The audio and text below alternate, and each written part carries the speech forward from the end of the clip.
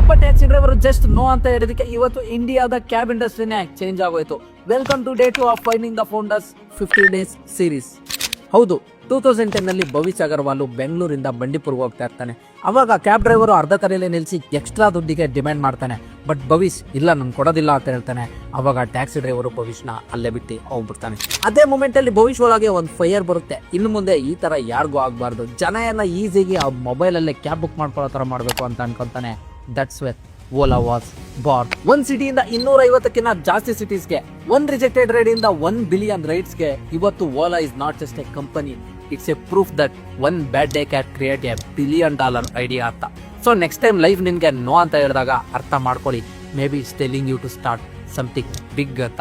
So ಈ ಸ್ಟೋರಿನ ಯಾರು ಕೇಳಲೇಬೇಕು ಅವರಿಗೆ ಶೇರ್ ಮಾಡಿ. ಅಂಡ್ ಈ ತರ ಎಕ್ಸ್ಪೀರಿಯನ್ಸ್ ನಿಮ್ಗೂ ಆಗಿದ್ರೆ ಎಸ್ ಅಂತ ಕಮೆಂಟ್ ಮಾಡಿ. ಅಂಡ್ ಈ ಸ್ಟೋರಿ ನಿಮ್ಗೊಂದು ಚೂರಾದ್ರೂ ಇನ್ಸ್ಪೈರ್ ಮಾಡಿದ್ರೆ ಪ್ಲೀಸ್ ನಮ್ಮ ಪೇಜ್ನ ಫಾಲೋ ಮಾಡ್ಕೊಳ್ಳಿ. ಮತ್ತೆ ಸಿಗ್ತೆ.